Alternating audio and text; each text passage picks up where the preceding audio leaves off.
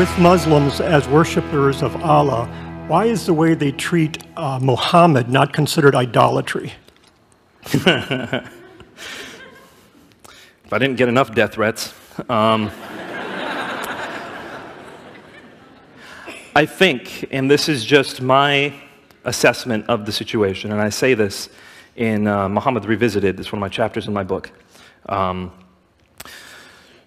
that Muhammad is different from Allah in the Muslim perception in the sense that Muhammad embodies the image of Islam. Muslims have, within the kind of proxy of Muhammad, they have this notion of all of Islam. All Muslims are kind of encapsulated in him.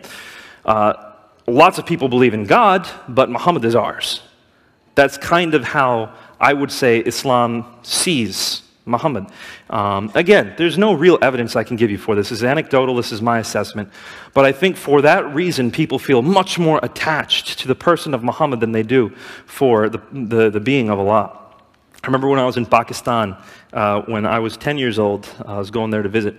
I heard someone say this, and it really bothered me at the time. I heard someone say, criticize Allah all you want, but don't dare say anything about Muhammad. Ooh, that really bothered me when I was a young Muslim. I was like, that's not right. A couple years ago, when ISIS wasn't a known entity, a young 15-year-old boy, I think he was at a tea shop, was being told, hurry up with my tea, hurry up with my tea. And the young boy said, if Muhammad himself were here, I would not be able to go any faster. Didn't say anything wrong, but two fanatical Muslims in that room took him, dragged him in front of the city, and said, you cannot say anything like this about Muhammad. And they slaughtered him in front of everyone. I think it's because of that. There is that attachment to the person of Muhammad that's not necessarily kind of proprietary with the person of Allah.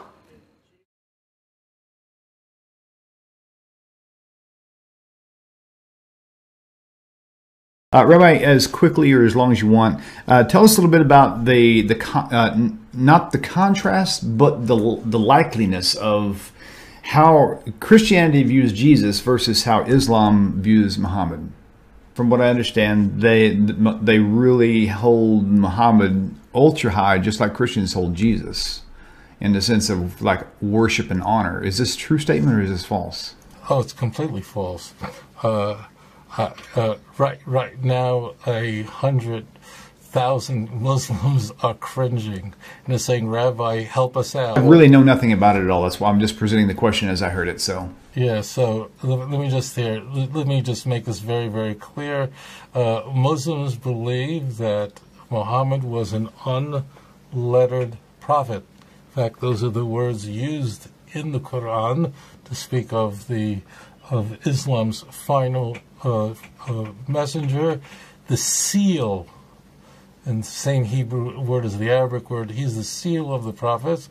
But to a Muslim, the notion that one should worship Muhammad, or Muhammad was anything more than a messenger, is considered absolute blasphemy. In fact, if you want to insult a Muslim, call them a Mohammedan, and that's what some Christians do. They do that just to get at them, because that's why, by the way, setting aside all the politics, the reason why is, the whole thing with making cartoons or images of Muhammad, why is it important? Why is this so important? Now, most Muslims hate it, what ISIS does and goes and kills people who make. That's not normative. But really, the idea of not making any image or drawing of Muhammad is because Muslims don't have cameras. Muslims don't take pictures, family photographs on Eid, on the holiday, and the whole family takes pictures. So how come a Muslim will take a picture of his sister-in-law, but not take a picture of, or not draw a picture of Muhammad? Because they're afraid that people would come to worship Muhammad. That's why unfortunately, these crazies, these breakaway who are an embarrassment to Islam, are so odious. not to Christians, to Muslims. They're going, what are you doing? I mean, they will say that these guys who are doing these terrible things, because the ones who do the cartoons, in reality, they're not only not worshiping Muhammad, they are committing an act of derision towards Islam.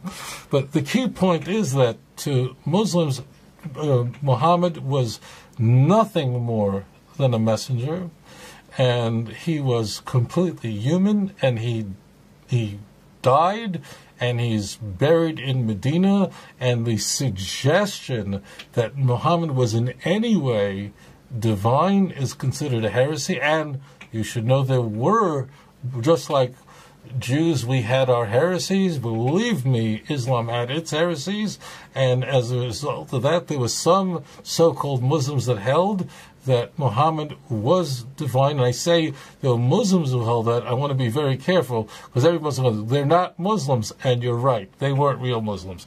These were people who were considered completely aberrant in Islamic teachings, and they were thrown out the window. So therefore, you have to understand this critical point. And I even will say to my cousins, my Muslim cousins, it's not, as a rabbi, it is not my business to stick my cute Jewish nose in your faith, in your religion. But I would say that be careful, because some I hear, they mean well. But some will say, well, ecumenically, they'll say, oh, we both believe in Jesus. They'll say to Christians. It's not true. If you say La ilaha illallah, then you have nothing to do with Christianity. Christianity deifies Jesus as a God. Christians condemn it. The Quran condemns it, condemns the Trinity, specifically those who worship three. This is straight from the Quran. It's just, the Mary part, that's in question, and that Jesus is going to return, but he's not going to return as a savior. In fact, he's going to return and then live for 40 years, have a family, and then he's going to die and be buried in a grave that's already been prepared for him in Medina next to Muhammad. That's very important. So therefore, to Muslims, Muhammad was someone who submitted himself to God. In turn, God chose him, and the angel Gabriel, this is the Islamic belief, conveyed to him the oracles, the 114 chapters that we find in the Quran. And of course, there's also another very large area of tradition in Islam called the Sunnah, and this is the biography, the purported biography, the sayings of Muhammad, the things that Muhammad approved of, that he tacitly approved of. This is found in the Hadith. I know I'm using the word Sunnah and Hadith interchangeably. For this purpose, they're not identical, but for the purpose of this program, I will use those interchangeably. But to a Muslim, there really isn't. I mean, if you say to a Muslim, if you say to my cousins that Muhammad was divine, it will be like cursing his mother. That's how offensive that is. The ultimate offense. There's nothing. Why do Muslims call God Allah? I mean, it almost seems like it's a different God that they're praying to. No, it's the same. It is the same word. In fact, it's not only the same word. It all comes from the word al, which means powerful. And therefore, there are many names for God in the Quran. You'll find not only Allah, but you'll find Ilah.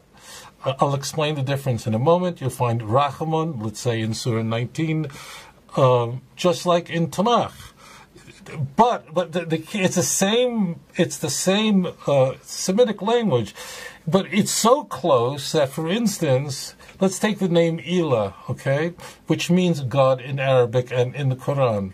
That word, it operates exactly like in the Ten Commandments. You shall have no other gods on my face. So that word Elohim in that context of Exodus 20 means a false god. And Ilah can mean a false god, like saying La ilaha illallah. There is no God, meaning false god, but Allah, the true God. So we use the same name the same shoresh, the same root, which could mean the true God or a false God. So, of course, it's the same God. And I just say it, Christians who say that Muslims do not worship the God of the God of Abraham, when you say that to a Muslim, you are making yourself look like a complete idiot. And Muslims will laugh at you. They believe not only that Abraham was a prophet who was a Muslim, but doesn't mean if you walked over to Abraham and asked him what you believe, you say, I'm a Muslim. It's an Arabic word. It means that Abraham submitted himself before God. And every Muslim believes that Yitzchak was a prophet. And every Muslim believed, in fact, most of the prophets, the 25 prophets in the Quran, were Jewish. And Yaakov was a prophet. So therefore they believe in the God of many, many prophets, including Avraham, Yitzchak, Yaakov, of blessed memory. And Christians who tell Muslims that they worship moon gods and shmoon gods and all these things, I really want to save you embarrassment, because the Muslims are going, this person needs medication. They have no idea what you're talking about. They worship one true God, and therefore Islam has a unique status and great respect in the Jewish faith.